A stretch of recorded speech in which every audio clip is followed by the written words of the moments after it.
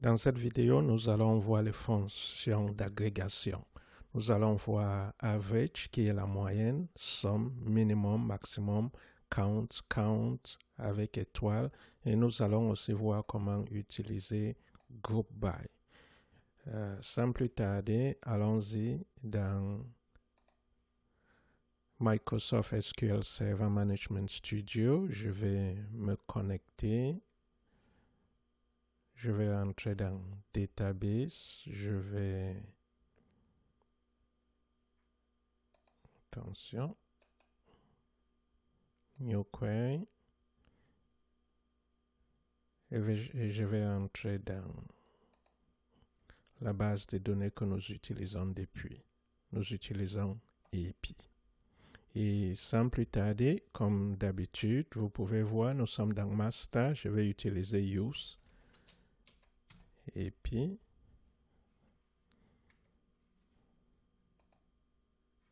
Exécuter. Et comme toujours, ça nous donne API. OK, là on va commencer avec le premier.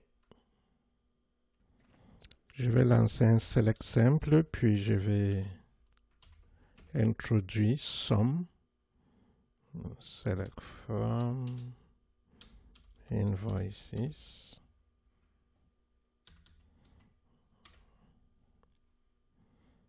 Et d'ailleurs, je vais mettre where. Mais avant de mettre where, allons-y avec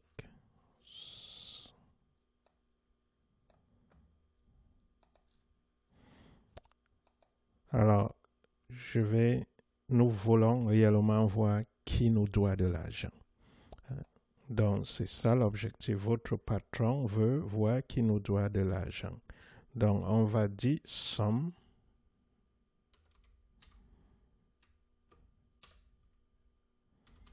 À l'intérieur de la fonction sum, nous allons simplement dire invoice total. Bon, vous voulez voir le total de facture et vous voulez soustraire le paiement que vous avez reçu. Faites attention, ne prenez pas payment date, moins le crédit que vous avez accordé, au cas où vous avez accordé du crédit à quelqu'un.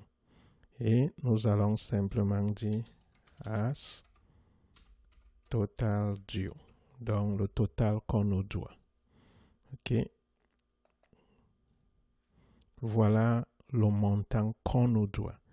Mais une question importante se pose, c'est nous avons ce total, mais nous voulons réellement savoir combien de factures nous donne ce total. Combien de factures? Alors ici, nous allons ajouter, nous allons utiliser count.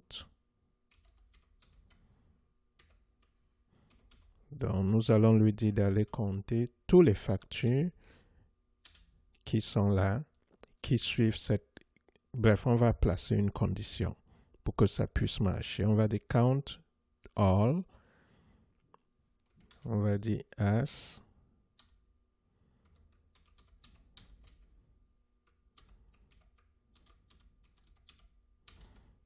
comme nombre de invoices, je mets toujours une virgule et puis on va préciser avec where. OK, where invoices. En fait, je place cette condition pour que ça puisse aller compter tous les factures qui obéissent à cette condition. Parce que si vous ne mettez pas cette condition, c'est pas bon. Si vous dites comptez tous les factures venant de cette table qui suivent cette condition, on va donner exactement cette condition. OK? Parce qu'on veut la somme, mais on veut aussi qu'il aille chercher toutes les factures. Donc, je copie ça, sentez-vous libre de le saisir, qui suivent cette condition. Et là, je vais dire supérieur à 0. OK? En d'autres termes, ça veut dire qu'ils nous doivent de l'argent. Je vais sélectionner tout, exécuter, et voilà, nous avons 11 factures qui donnent ce montant. Nous allons nous amuser de manière progressive avec tout ça. 2, nous allons faire pratiquement la même chose, mais cette fois-ci, nous allons ajouter d'autres choses. Et comme d'habitude, j'aime commencer en saisissant ça afin qu'IntelliSense puisse m'aider. Donc là, je vais utiliser quelque chose qu'on n'a pas vu depuis. Nous allons simplement introduire quelque chose. Je vais dire par exemple after, donc après une certaine date.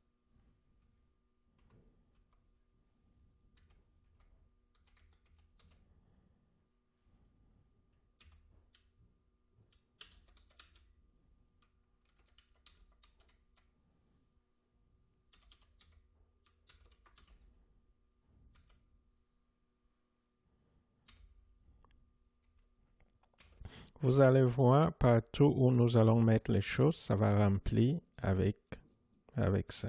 OK? Ça va remplir avec, parce que nous voulons aller chercher les factures. Bref, nous voulons aller chercher la moyenne et la somme des factures. Bref, des gens qui nous doivent de l'argent après cette date ou des factures après cette date. Quelle que soit la question que vous voulez poser, vous allez voir l'effet que ça va donner. C'est très beau. Nous allons refaire tout ce que nous avons donné là avec plus. Donc, je vais dire count.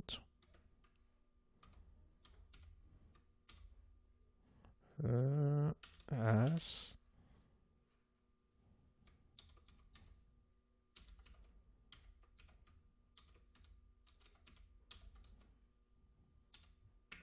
Et cette fois-ci, je vais aller chercher la moyenne.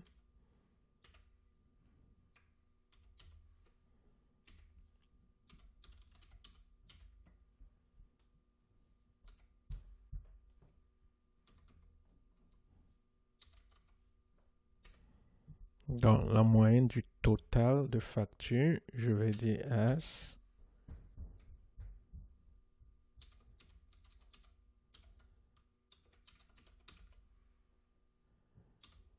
Et nous allons balancer somme.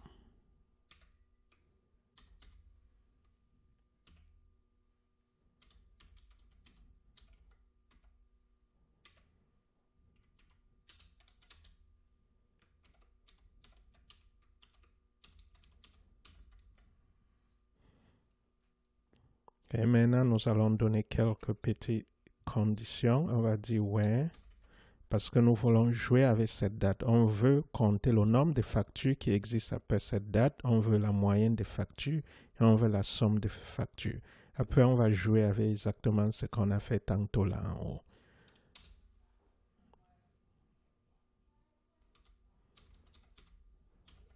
Cette fois-ci, nous jouons avec invoice date est supérieur à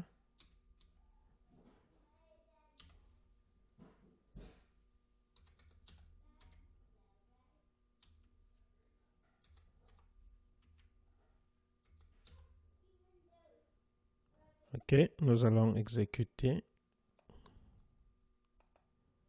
Et voilà, ça nous... Donc, vous pouvez écrire ce que vous voulez en parenthèse. Par exemple, je peux dire hey, vous allez voir, hey va apparaître à l'intérieur. C'est ce que ça fait. Vous voyez?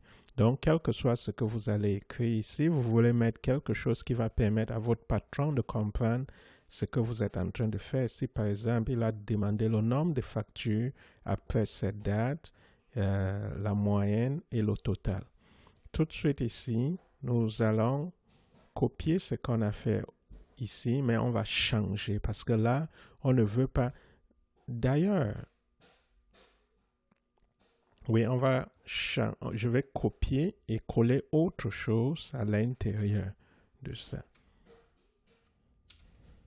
OK, là, je ne veux pas seulement voir les factures après cette date, mais j'ai envie de voir ceux qui nous doivent de l'argent. OK, exactement comme on a vu tantôt ici. Donc, je vais laisser, ça sera number count as number of invoices. Average, ça ne sera pas number of invoices.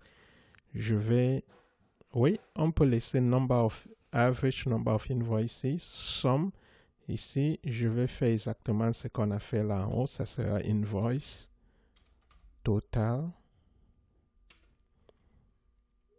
minus payment Assurez-vous que c'est payment total minus credit. Si vous avez octroyé du crédit, ça sera cette somme. Et ici, ça sera, qu'est-ce qu'on a écrit ici? Ça sera total due.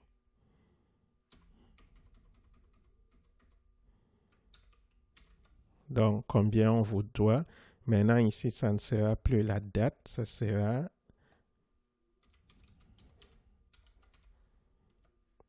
invoice total minus payment total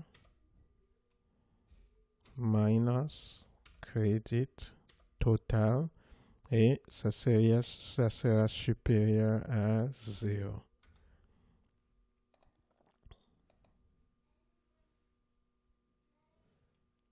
Ok, voici l'erreur.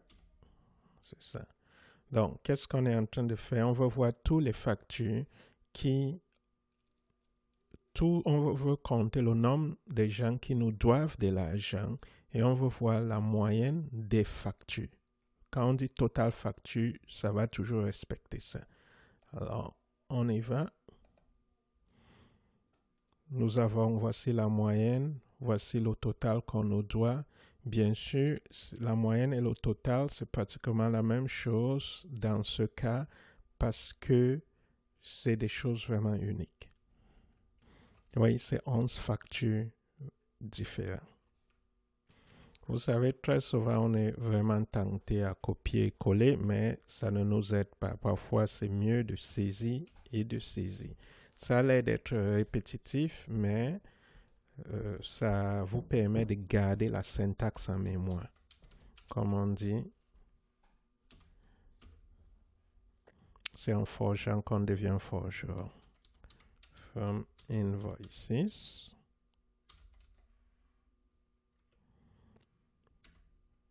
Alors, nous voulons mettre maximum, minimum. On va voir la facture maximum ou minimum. On va mettre pratiquement la même chose. Après une certaine date, 7. Je vais changer comment je le mets.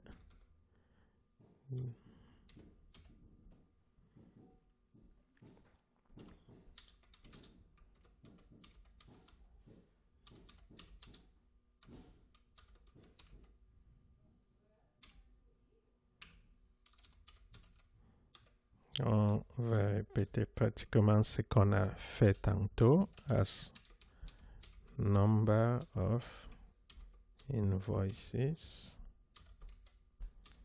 virgule. Maintenant, je vais aller avec max. On va voir le montant max.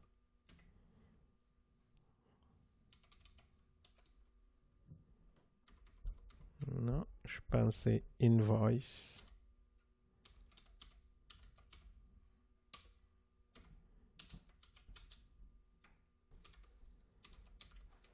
Comme highest invoice total, virgule, min,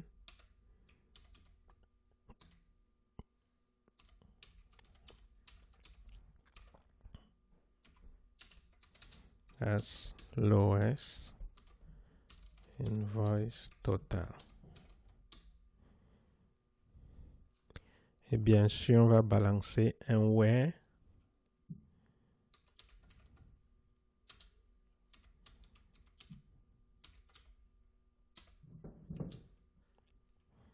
La date est supérieure.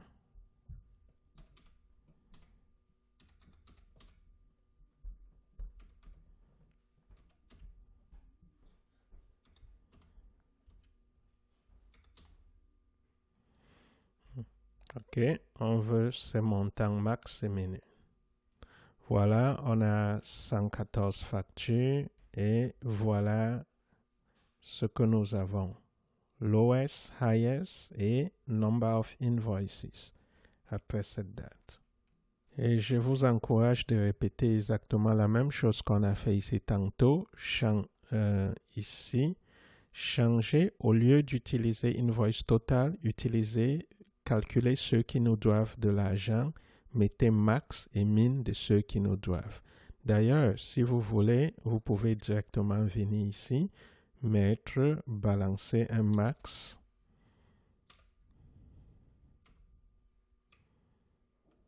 Bon, il me faut mettre une virgule, toujours une virgule avant.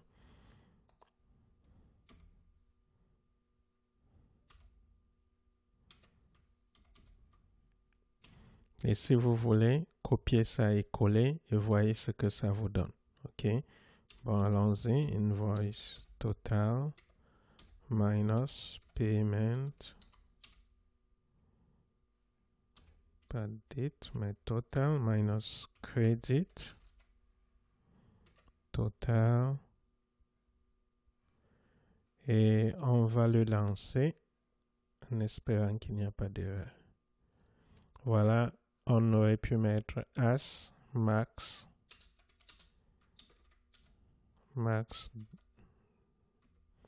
due.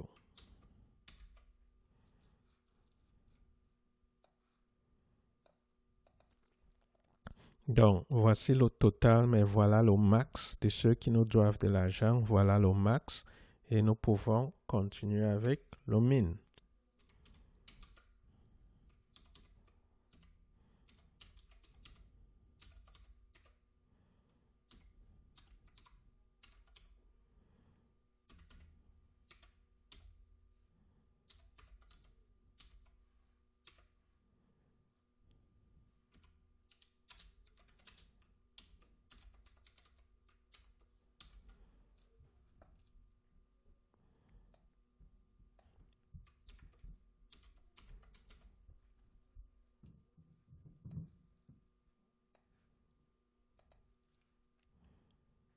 Super, on va passer à autre chose.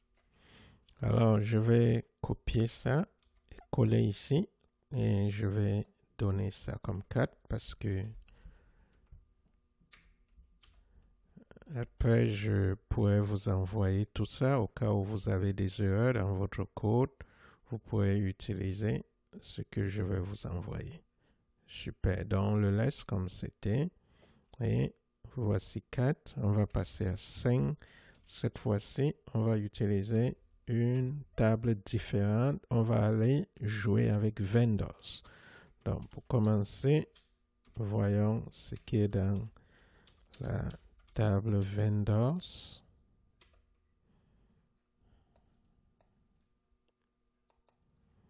Voilà la table vendors. Donc, tout de suite, ce que je vais faire, c'est d'aller chercher min.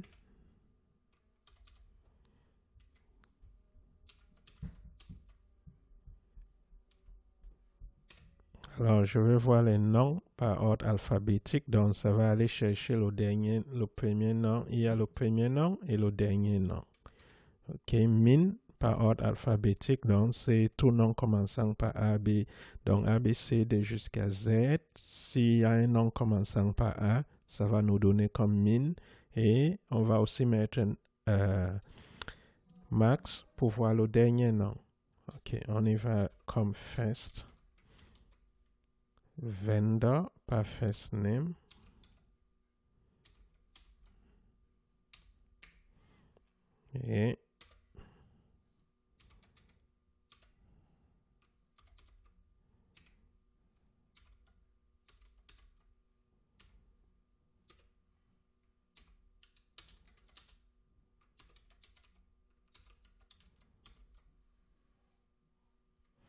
Et en tout, ce qu'on va faire, c'est qu'on va compter le nombre de vendeurs que nous avons.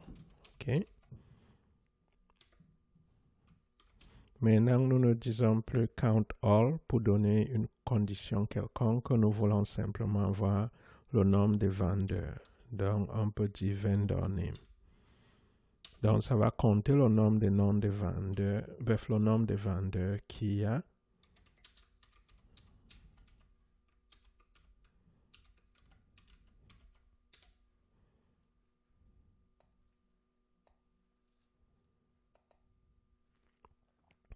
Alors, voici le premier, voici le dernier, et voici le number of vendors. Parfois, c'est possible qu'un vendeur apparaisse plus d'une fois. Si peut-être le même vendeur vend dans des endroits différents, c'est possible que son nom apparaît plus d'une fois. Alors, nous voulons voir comment utiliser distinct. OK. Ça, c'est 6. Nous allons jouer avec distinct pour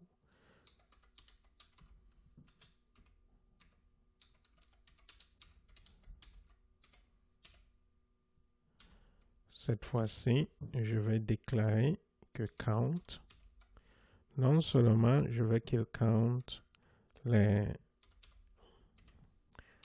Je vais commencer avec vendor ID tout simplement.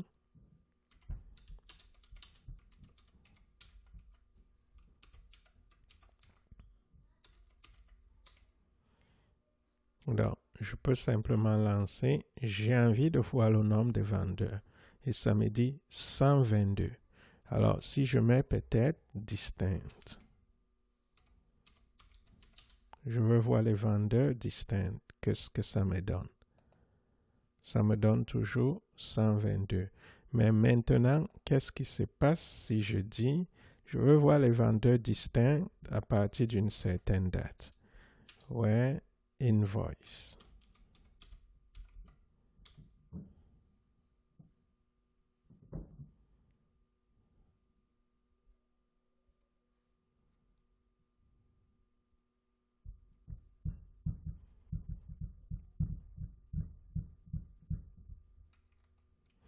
Bref, ceux qui ont vendu dans une facture, donc ici, il faut que je dise invoices.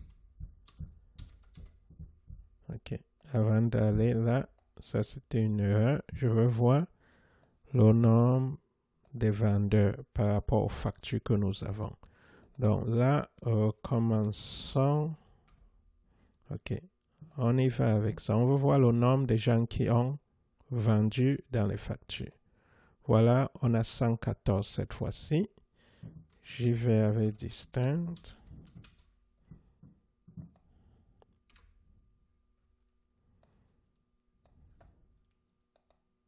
Et on n'a que 34. Donc, quand c'est distinct, on peut voir ceux qui n'apparaissent pas plus d'une fois. OK? Par exemple, nous pouvons d'ailleurs retirer ça et simplement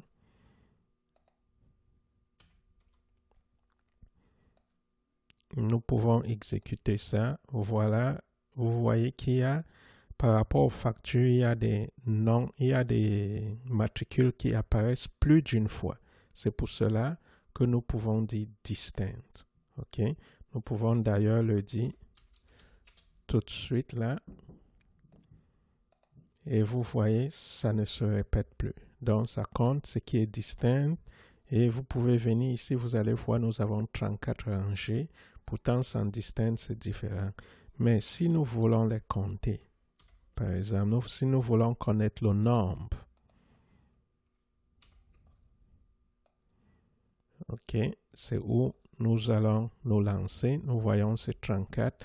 Mais nous voulons préciser que nous voulons voir ceux qui ont vendu à partir d'une certaine date. Donc, je vais dire invoice date supérieur à la date qu'on utilise depuis. Vous pouvez vous amuser avec une autre date, mais jetez un coup d'œil dans votre base de données pour vous assurer que vous utilisez une base qui sera une date qui va vous donner quelque chose. Donc, on veut voir ceux qui vendent depuis la date supérieure à cela. Allons-y, c'est toujours 34. On va dire avant cette date, il n'y a aucun vendeur.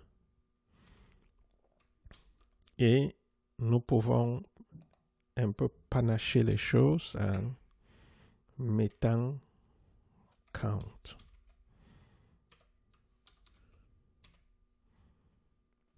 On va compter, non seulement on veut les trucs distincts à partir de cette date, mais on veut simplement compter. Ici, on a distinct, on va mettre ce qui n'est pas distinct, ça sera vendor ID, parce que vous pouvez mettre le tout pour dire, voilà, les personnes distinctes, mais en tout, il y a des personnes qui ont vendu plus d'une fois. OK. Ici, on a number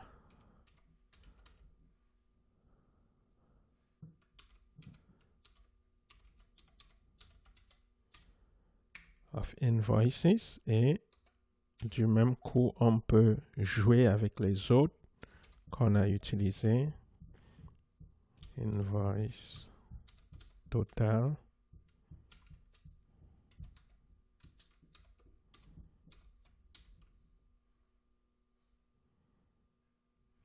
Non, ça c'est la moyenne.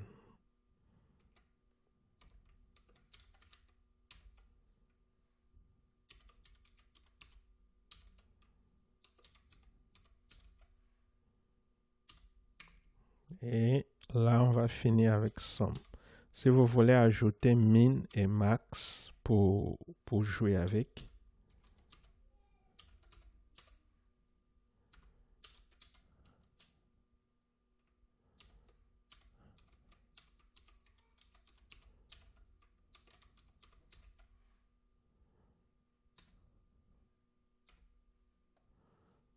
super, on y va. Voilà. Mais ajoutez min et max pour voir ce que ça va vous donner. On passe au suivant. Alors, nous allons voir comment regrouper les choses en utilisant Group By. Déjà, nous avons vu que dans les factures, il y a des vendeurs qui ont plusieurs factures à leur compte. Donc, on veut regrouper les choses selon ceux qui se retrouvent dans cette catégorie. Allons-y dans Select to From.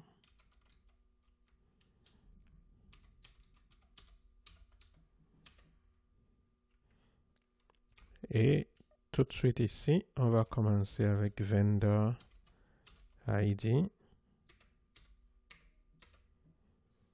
On veut voir le average.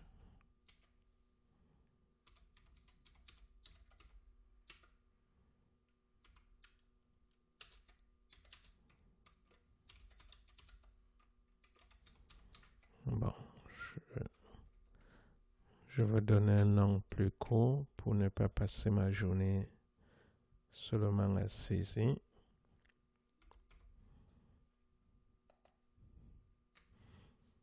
Et ici, on va utiliser Group By. Le plus souvent utilisé pour Group By, utilisez quelque chose que vous avez déjà placé ici. OK? Ici, on a Vendor ID, on a Group By, Vendor ID.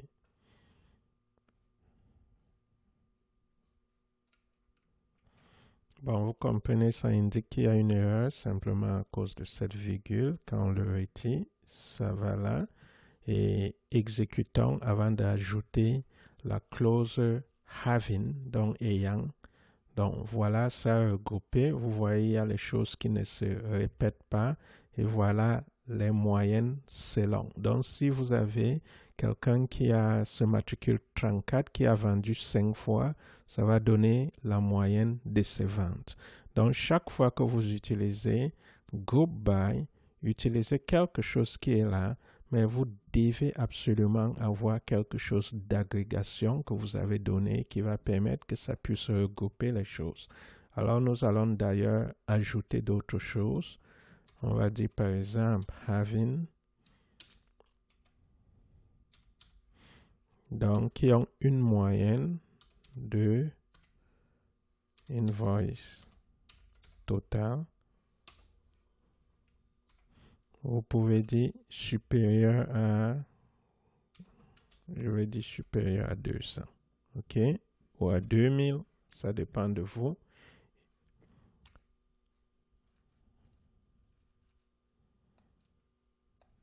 Regardez les montants ici. Il y a des gens qui ont des montants assez petits, mais il y a des gens qui sont à 10 000. Alors nous voulons voir ceux qui vendent gros. Donc voilà, il n'y a que 8 personnes, mais c'est toujours bien d'ordonner les choses. Donc on va jeter order. By Donc, on va utiliser ce qu'on a donné ici, l'alias qu'on a donné ici, average amount. Donc, quand vous utilisez order by, n'écrivez pas order by quelque chose comme ça. Utilisez ce que vous avez donné ici comme alias.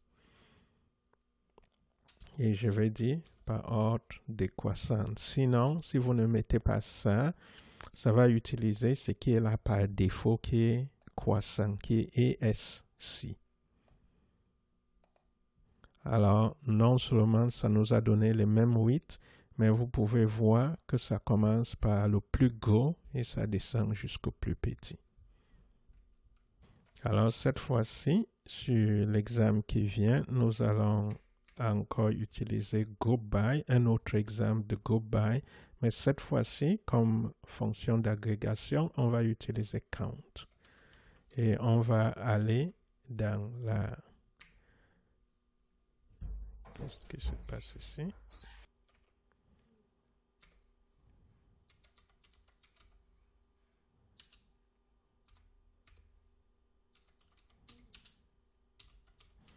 Alors, nous...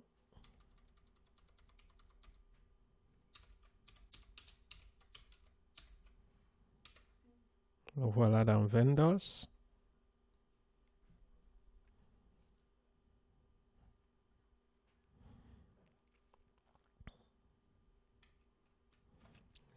Je vais simplement dire go by.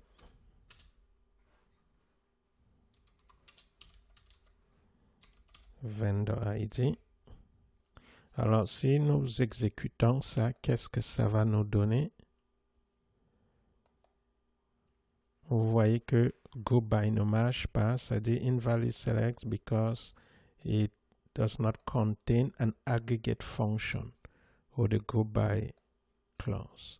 Donc, c'est important d'avoir toujours une fonction d'agrégation ici avant de lancer go by, sinon vous allez vous retrouver dans ce genre d'erreur. Donc, dès qu'on met par exemple count, on lui demande de compter tout.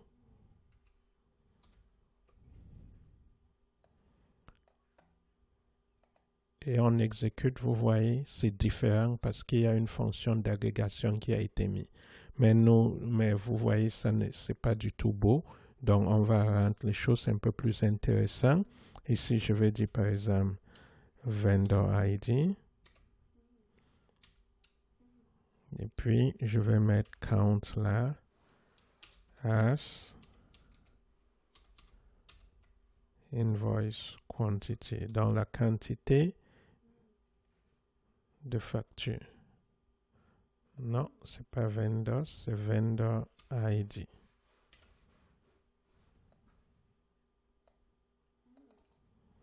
OK.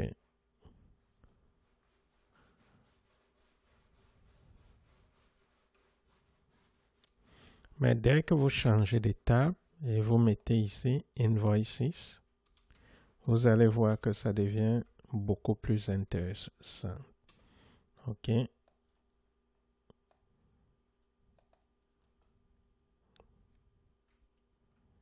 Nous ne pouvons pas terminer cette séance sans aller utiliser les joins parce que c'est la partie la plus intéressante de tout ce que nous faisons depuis.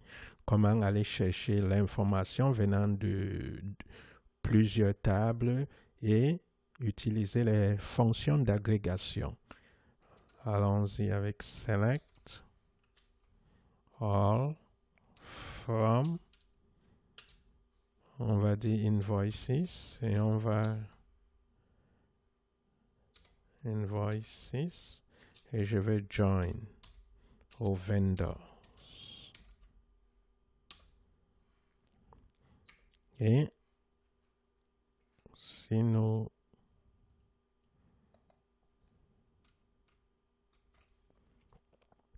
alors c'est critique chaque fois que vous faites join, il faut toujours mettre on. Ce sera invoices.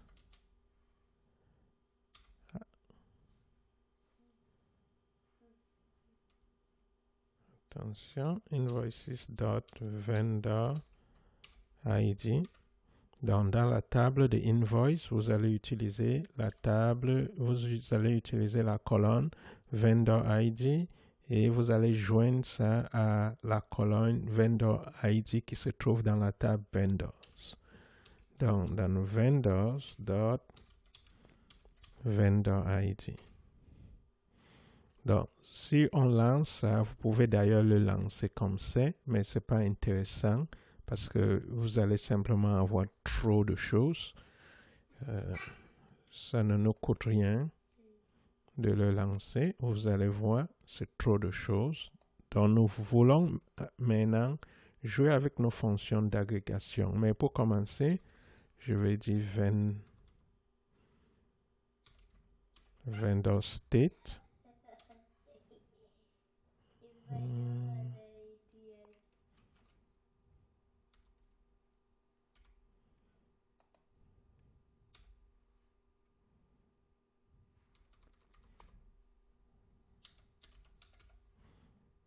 Vendor state. Je vais aller chercher vendor city. Je vais count as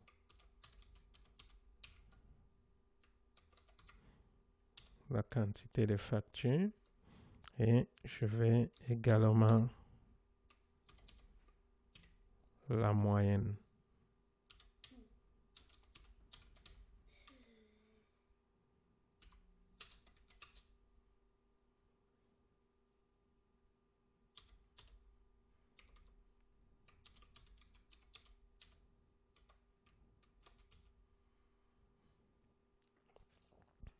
Alors, déjà, on peut jouer avec ça, mais j'ai envie de balancer la fonction d'agrégation maintenant. Je vais dire group by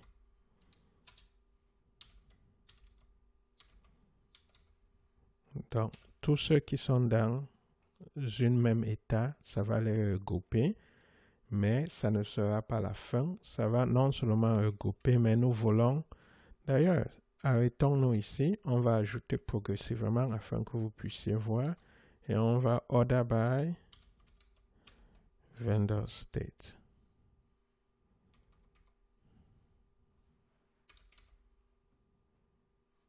Non, order by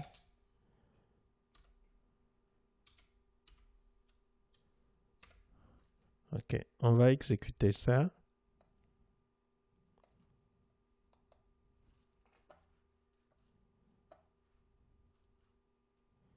Qu'est-ce qui se passe?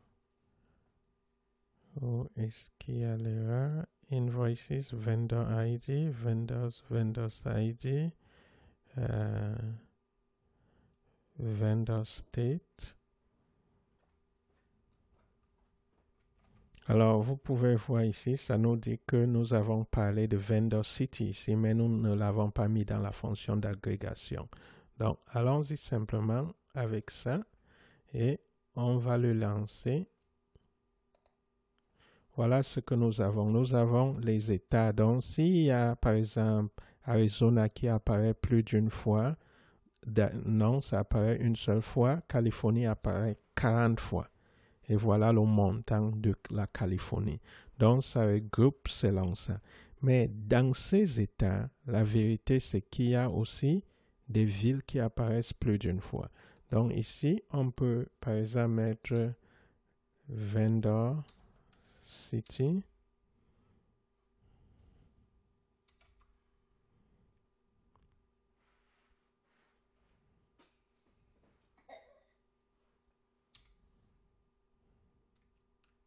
Et ici, pour qu'il n'y ait pas des erreurs, je vais bien sûr mettre la virgule et mettre vendor city. Et également ici, vendor city. Lançons pour voir.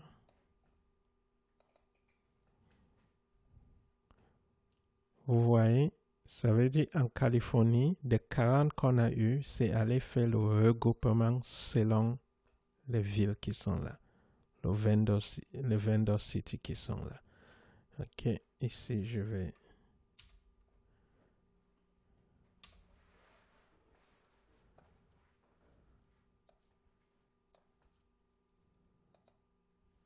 Alors, vous voyez, ça met tout en majuscule.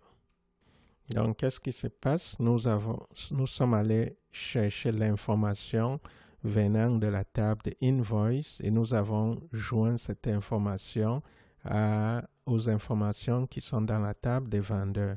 Par exemple, vendor state, ça vient de la table des vendeurs, vendor city de la table des vendeurs, invoice quantity et invoice average, ça vient d'une autre table. Donc, ça, c'est vraiment excitant parce que voilà ce que SQL peut faire. Ça vous permet d'aller chercher les choses qui se retrouvent dans plusieurs tables, les mettre ensemble et utiliser vos fonctions d'agrégation. Vous pouvez les compliquer et d'ailleurs, plus nous continuons dans ce cours, vous allez voir comment nous pouvons poser toutes sortes de questions utilisant SQL.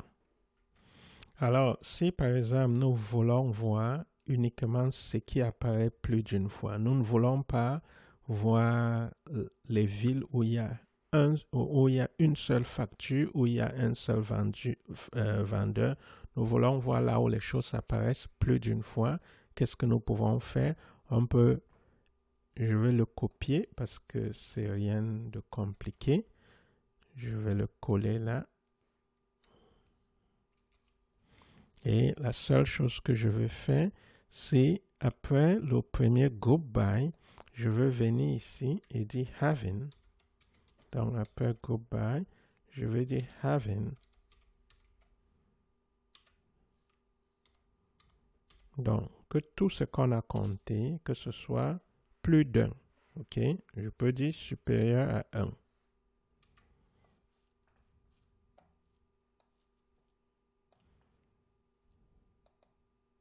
Là, ça nous donne absolument tout ce qui, ça nous donne ce qui est au-delà d'un. Nous pouvons voir le nombre que nous avons 12 rangées. Donc, si vous pouvez dire supérieur à 1, vous pouvez dire supérieur ou égal à 2. OK? Ça, c'est simplement une petite variation. Ça vous donne pratiquement la même chose. Et si nous disons inférieur, OK, inférieur à 2, qu'est-ce que nous avons comme les endroits où c'est unique?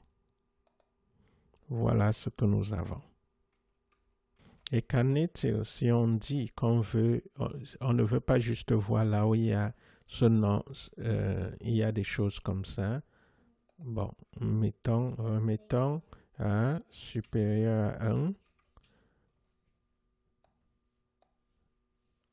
Attention. Si ce n'est pas seulement ça que je veux voir, si je veux peut-être venir ici et voir le cas où, étant donné qu'on a calculé le invoice total, on l'a ici, le invoice average, on a la moyenne, on veut plutôt voir le having.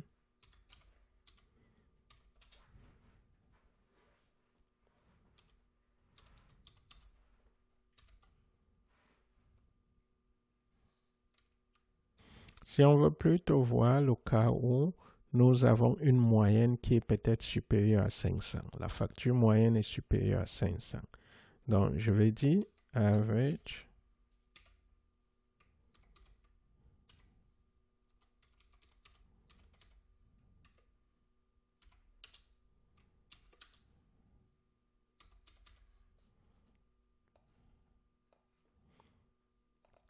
Donc, vous voulez voir les villes qui vous donnent beaucoup de l'argent, ou disons 1000.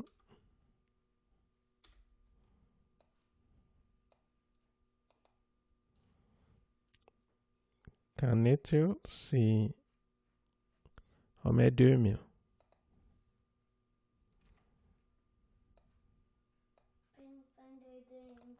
Là, vous allez savoir où vous allez vous focaliser.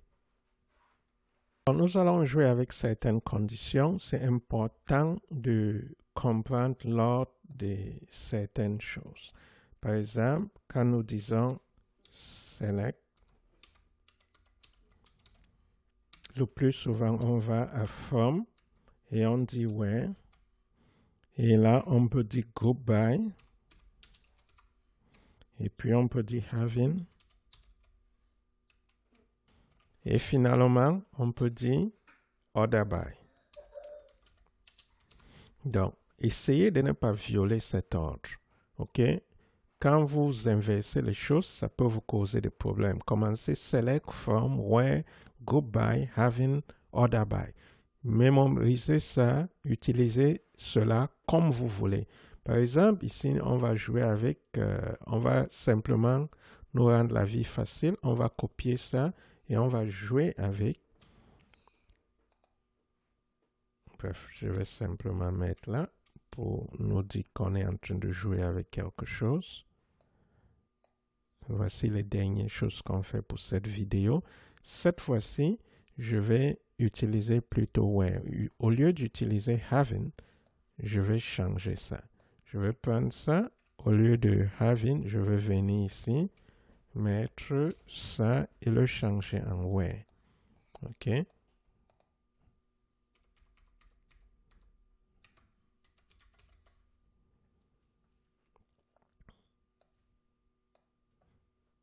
Et je vais l'exécuter. Vous voyez, ça dit qu'il ne faut pas qu'il y ait d'agrégation dans votre clause Where. Donc, la différence avec Having, c'est que Having, vous pouvez mettre les choses d'agrégation. Mais quand vous utilisez Where, n'utilisez pas les choses d'agrégation. Donc, utilisez simplement quelque chose comme Invoice Total et ça devrait fonctionner. Donc, voilà. Alors, faites attention quand vous utilisez cet ordre. Ici, à l'intérieur, vous pouvez utiliser minimum, max ou toutes ces fonctions d'agrégation. Vous pouvez les utiliser dans Having, mais dans Where, essayez de ne pas les utiliser. Nous allons voir les cas où nous allons voir les subqueries où vous pouvez les utiliser à l'intérieur. Mais pour le moment, comprenez qu'il ne faut pas utiliser les fonctions d'agrégation à l'intérieur. Et pour clore cette session, nous allons juste jeter certaines choses. Vous savez, vous pouvez venir ici maintenant balancer un Having. Ayant dit Where, ceci, cela, vous pouvez maintenant jeter, par exemple, je peux dire Having.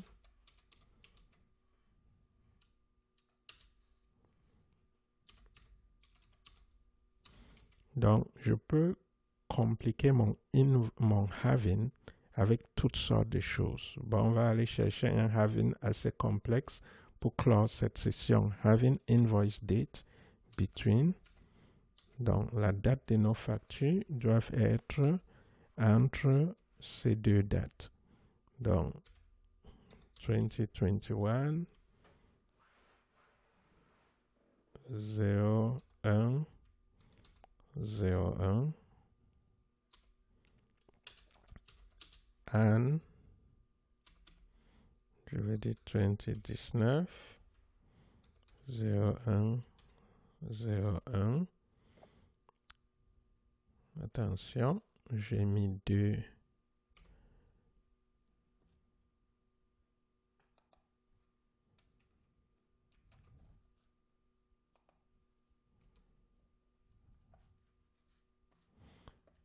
Et ce n'est pas tout.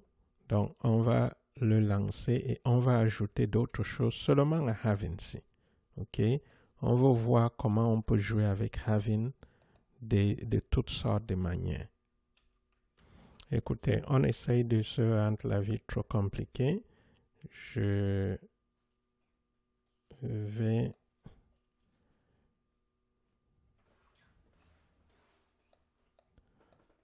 pense que je vais m'arrêter là, sinon la vidéo aussi sera trop longue. On va continuer dans la prochaine.